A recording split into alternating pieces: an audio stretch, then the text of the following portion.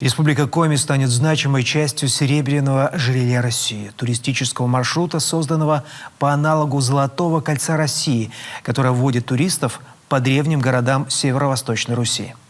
В случае с серебряным ожерельем маршрут проложен по северо-западу страны, в том числе и по Коми. Анастасия Тюрнина о том, чем север будет привлекать желающих отдохнуть. Первый день турконгресса федеральных и региональных экспертов принимает Финно-Угорский этнопарк. Программа насыщенная. Это тематические воркшопы, панельные сессии, заседания рабочих групп.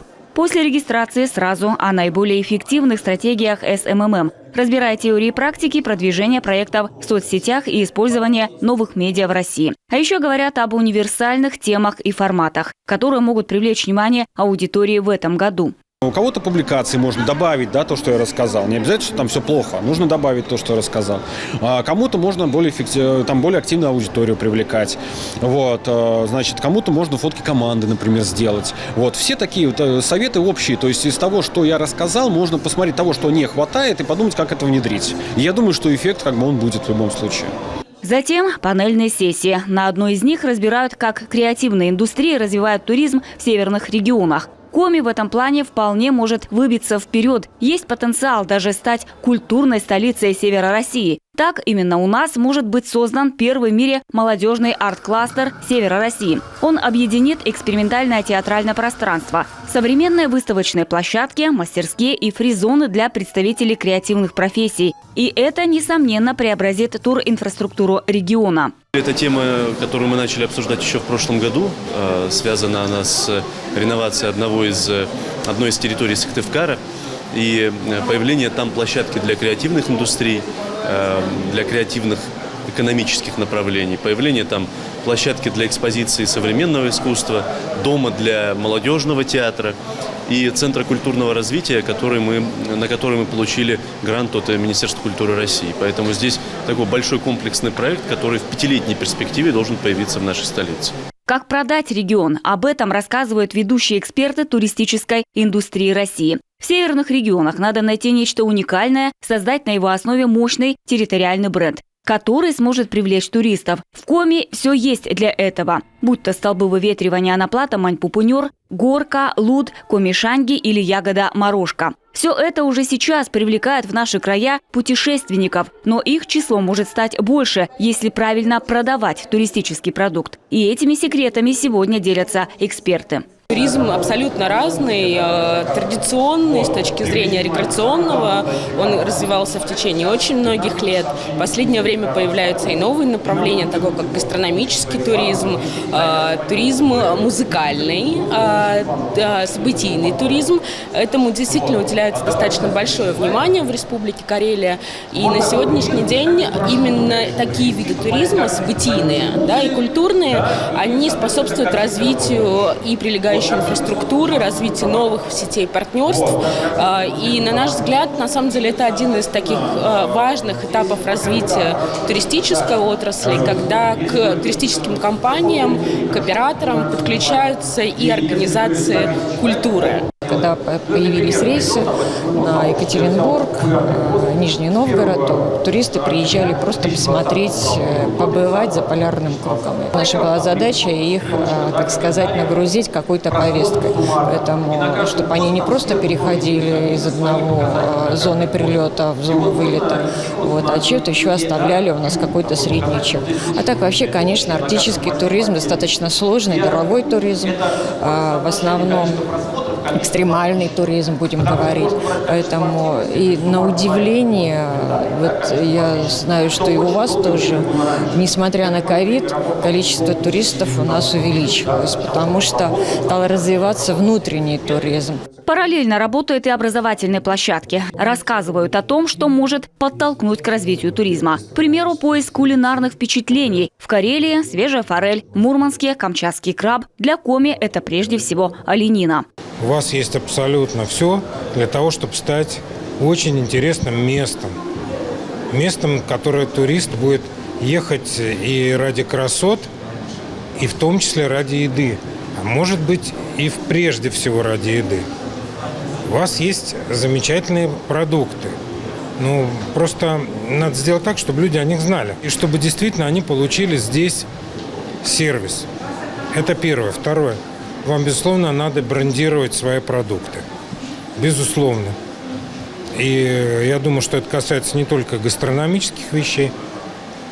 Вот, потому что сейчас в современном мире быть конкурентным, если ты не брендирован, невозможно. Привлечь внимание к культуре можно и посредством народных промыслов. Главное помнить, что сегодня ремесло – это не только сувенир на полке, а вполне полезная в быту вещь. К примеру, в контексте современных квартир. Организаторы планируют создать целый каталог коми-ремесел. В него войдут и традиционные, то есть те, что передаются из поколения в поколение, и современные, которые предоставляют собой свежие дизайнерские решения.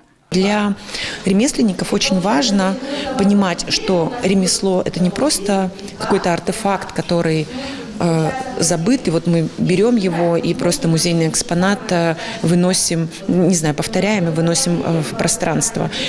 Такое тоже может быть, да, и это прекрасно. Но все-таки для того, чтобы быть более понятным, например, большинству покупателей на сегодняшний день или потребителей, очень важно, чтобы ремесло как раз стало современным, попало в современное как раз и производство, и в пространство. По словам экспертов, то, что первый туристический конгресс регионов Севера проходит в Коми – огромная удача для республики и всех регионов. Большая благодарность республике за инициативу создать этот конгресс, потому что мы особенные регионы Севера, и у нас много общих интересов, общих проблем, которые нам необходимо решить. И главная задача – это найти системные какие-то решения, в том числе касаемые инфраструктуры, сложности обслуживания туристов в наших непростых природных краях. Да, это связано и с переметами снега, и с летними программами, которые тоже требуют особой системы безопасности. И вот эти инфраструктурные решения, системные решения, я надеюсь, мы здесь вместе и найдем. В рамках первого турконгресса второе дыхание получает проект «Северное ожерелье России». Событие объединило ведущих специалистов индустрии путешествий и представителей профильных органов власти. Символично, что в юбилейный для республики год, в этом году республика отмечает свое 100-летие, и в связи с этим я всех приглашаю на наши мероприятия, которые будут проходить, идут весь год уже, но основные, конечно, будут проходить в августе этого года в Сыктывкаре. И в Сыктывкаре пройдет перезапуск межрегионального туристического проекта «Серебряное ожерелье России». На рабочем совещании говорят об основных дальнейших направлениях развития. О перспективах северного ожерелья не вспоминали давно. Маршрут, созданный 9 лет назад, имеет огромный потенциал. Это импульс для развития моногородов и сельских территорий, создание там новых рабочих мест, привлечение в эту сферу молодежи. Именно сейчас надо говорить о развитии туризма, о перспективах, о новых маршрутах, о создании инфраструктуры, потому что пандемия сделала отложенный спрос. Да? Люди сидят дома, люди хотят куда-то поехать, люди хотят увидеть мир, люди устали сидеть дома. И то, что в прошлом году закрыты были все границы, люди обратились лицом к внутреннему туризму и стали познавать свою страну. Северное ожерелье – это единая площадка для путешествий, говорят эксперты. Поэтому необходимо согласовать и дорожную карту. Очень большое количество вовлеченных, так называемых заинтересованных лиц в данный проект. Это, конечно, и органы государственной власти, и туристические организации, и объекты транспортной инфраструктуры, транспортные компании. Это и средства массовой информации, которые продвигают конкретные продукты, маршруты. Это и вовлечение современных средств коммуникации, как мессенджеры, социальные сети и так далее. Поэтому вот все эти вопросы, аспекты взаимодействия как раз обсуждаются вчера и сегодня на этой конференции.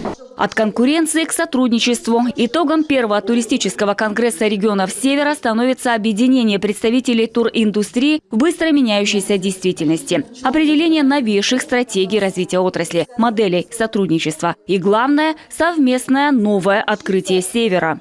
Анонсируя мероприятие первого туристского конгресса регионов Севера России, мы озвучили амбициозную и очень важную для республики формулировку, что именно Республика Коми в эти дни станет центром перезагрузки проекта «Серебряное ожерелье России». И сейчас я с особой гордостью могу отметить, что Республика Коми не только место перезагрузки, но и уже столица серебряного ожерелья в год своего векового юбилея.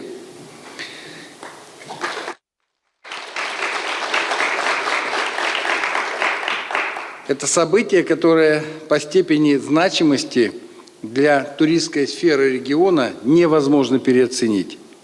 Безусловно, являться регионом столицей серебряного ожерелья – это наравне с огромной честью и колоссальной ответственностью. Первый тур Конгресс регионов Севера помог не только каждому субъекту федерации почерпнуть для себя необходимые знания и навыки в продвижении туризма на всей территории, но и выработать действенные механизмы дальнейших путей развития всей туристической отрасли на российском севере.